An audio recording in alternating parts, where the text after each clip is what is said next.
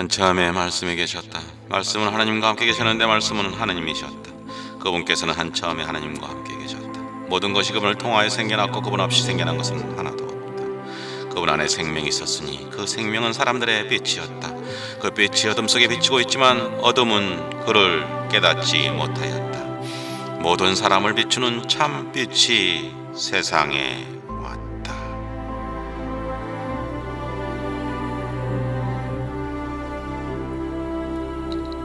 그분께서 당신 땅에 오셨지만 그분의 백성은 그분을 맞아들이지 않았다. 그분께서는 당신을 받아들이는 이들, 당신의 이름을 믿는 모든 이에게 하느님의 자녀가 되는 권한을 주셨다.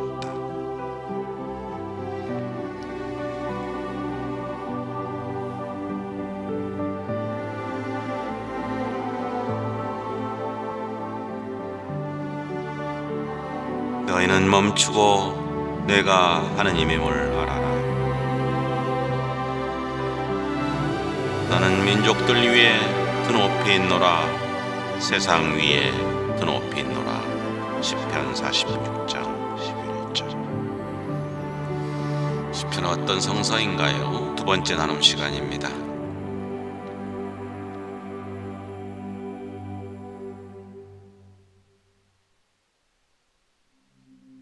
이번 시간에는 시편을 분류하는 거, 감상하는 방법. 시편은 그 형식과 내용에 따라 크게 찬양시, 탄원시, 감사시, 그 밖의 시로 나눕니다. 여기서도 그렇게 몇 가지로 나눠서 함께 감상을 해보겠습니다. 하나님을 찬양하는 시.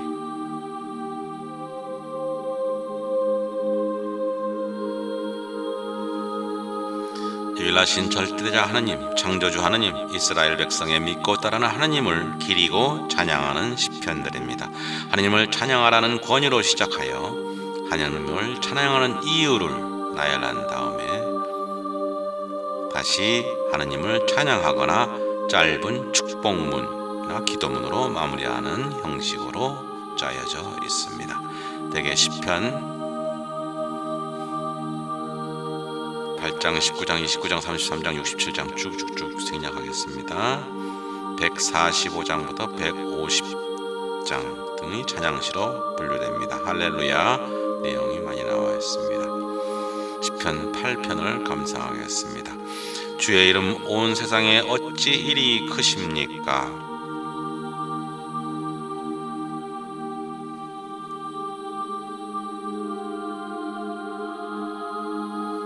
시편의 저자는 왜 하나님을 찬양합니까? 시편의 첫머리와 끝머리에서 시인은 하나님의 이름을 부르며 그 이름을 기립니다. 하나님께서 하신 일이 너무나 크고 고맙기 때문입니다. 이 시에서 중심이 되는 하나님의 업적은 창조 사업입니다.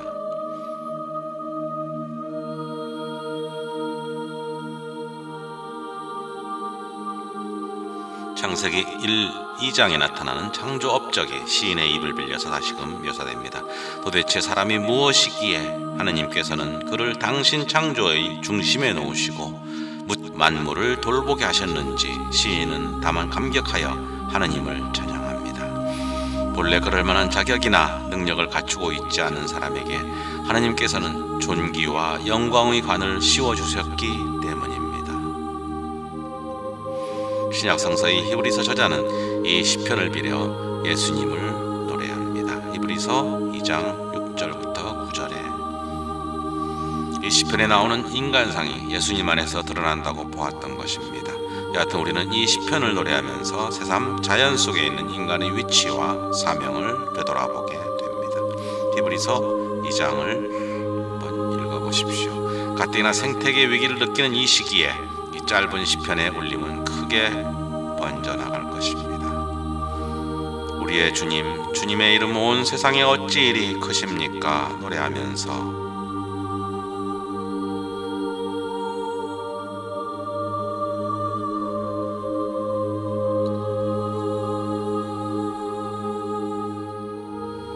이번에는 자신이나 민족이나 고통을 받는 하느님께 구원을 청하는 탄원시입니다. 해방과 구원을 청하는 탄원, 치유를 청하는 박해를 받거나 죽음이나 질병 같은 심각한 고통을 받을 때 하느님께 자신의 처지를 호소하면서 구원해 주실 것을 탄원하는 내용입니다. 시인은 먼저 자신의 고통을 구체적으로 묘사한 뒤에 그 고통을 해결할 수 없는 자신의 무능을 고백합니다. 이어 자신을 괴롭히는 원수들의 이름을 나열하면서 하느님께 구원을 간청합니다.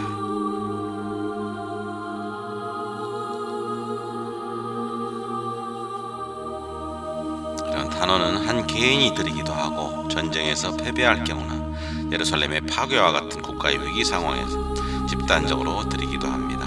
이 유형이 시편에 가장 많은데 그 대표적인 단원시는 시편 3, 5, 22, 25, 28, 44, 60, 74 쭉쭉 137편 등입니다. 많은 부분을 차지한다고 합니다. 한 예로 시편 22편을 한번 읽어보겠습니다. 예수님께서도 십자가상에서 가상 7원에 포함되어 있습니다. 나의 하느님, 나의 하느님. 시인은 하느님을 나의 무엇이라고 부릅니까? 이 시편은 울부짖음으로 시작합니다. 이 울부짖는 소리가 중반 2호까지 이어지다가 구원자 하느님을 찬양하는 노래로 마감이 됩니다.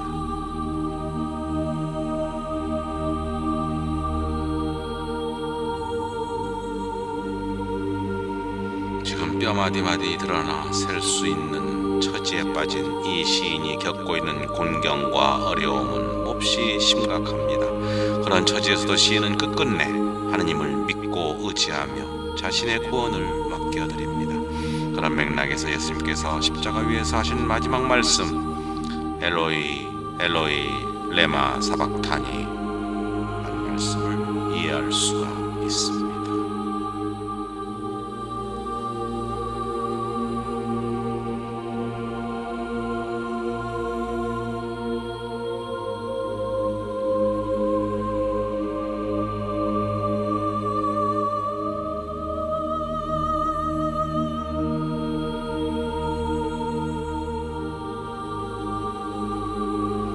기원전 1000년, 기원전 500년경에 쓰여진 시편에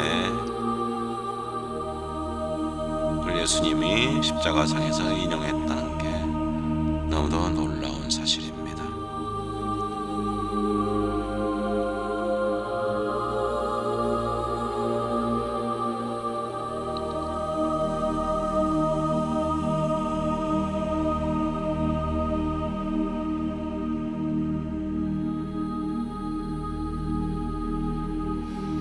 감사드리는 시, 하느님께서 베푸신 구원 행위의 위대함을 노래하면서 하느님께 감사드리는 내용입니다.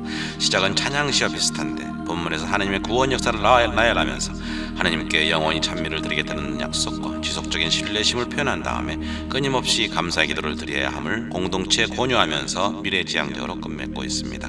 감사시에도 부분적으로는 탄원과 찬양의 내용이 들어가 있습니다. 사실 이 세 가지는 서로 어울려 다닙니다.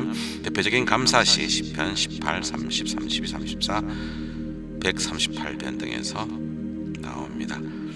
시편 18편을 한번 보겠습니다. 주님 당신을 사랑합니다. 시인이 하느님을 나의 무엇이라고 부른 11가지 표현을 찾아보십시오. 시인은 열정적으로 하느님을 찬양하면서 그분이 베푸신 구원 행위를 나열합니다.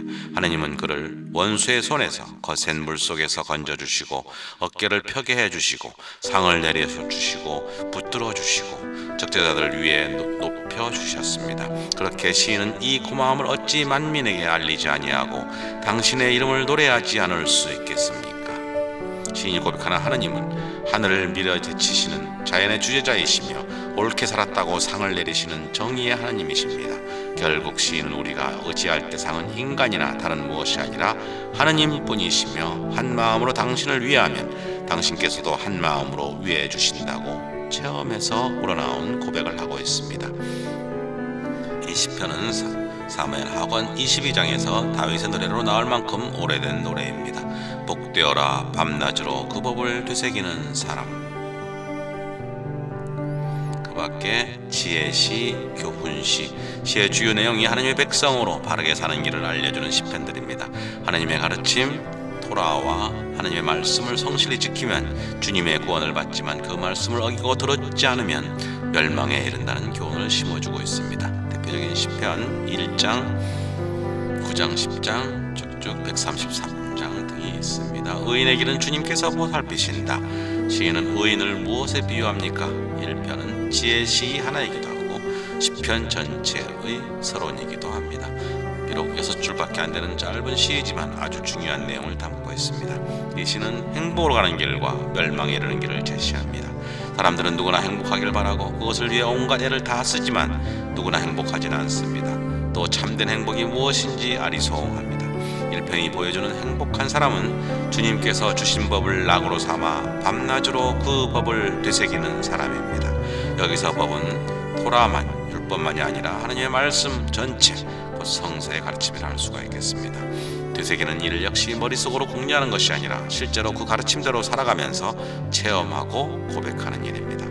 하나님의 말씀과 함께 그 말씀에 젖어 사는 이들은 날마다 도처에서 자신을 돌보시는 하나님의 손길을 체험하며 그분께 감사와 찬양을 드리며 살게 됩니다. 그런 사람은 늘 싱싱하게 살며 제철 따라 열매를 맺게 됩니다. 반면에 아무리 부와 명예를 누려도 악인의 길은 바람에 까불리는 겨와 같아서 아무 소득 없는 멸망의 길이라고 알려줍니다. 마치 이 시편은 격렬한 인생을 마치고 인생의 황혼에 던져주는 한 선배 그리스도인의 충고이자 유언과 같지 않습니까? 왕도시, 이스라엘의 왕이 지녀야 할 덕과 해야 할 바를 알려주며 아울러 당신이 세우신 그 왕을 돌보시는 하나님의 손길을 보여주는 내용을 담고 있습니다. 이스라엘의 왕은 하나님께서 기름 부은 자였는데 포로기 이후에는 기름 부음 받은 자가 다시 올 이스라엘의 이상적인 왕, 곧 메시아로 이해되었습니다. 그런 의미에서 이 시편들은 메시아 시편이라고도 불립니다. 주요 시편 2장, 20장, 21장, 45장, 72장, 89, 101장, 110, 132, 144 등이 있습니다. 너는 내 아들, 성서의 가르침에 따르면 성서의 통치자는 절대 주권을 갖지 않고 하나님의 주권 아래에 있는 자입니다. 그래 어찌하여 하나님의 주권을 벗어버리려는 헛일을 꾸미는가 묻습니다. 하나님의 주권 아래에서 그분의 가르침을 쫓을 때만이 통치자의 권한을 정당성을 갖습니다. 그렇지 않을 경우 그들은 하나님의 가소로움과 분노를 사 멸망할 것이라고 경고합니다. 이 시편은 사도행전 4장 25장 26절과 13장 13장에 인용되었습니다. 물론 하나님의 말씀이 메시아이신 예수님 안에서 성취되었음을 밝힙니다. 이에 외에도 시편은 하나님의 현존 장소인 예루살렘을 기리는 시온시, 순례시, 전례시 등으로 나누어집니다. 다음 시간에는 실제로 시편을 낭송하면서 기도하면서 하나님을 찬양하고 하나님께 감사를 드리고 하나님께 단언하는 청을 올리고 이런 시간을 가져보겠습니다. 감사합니다.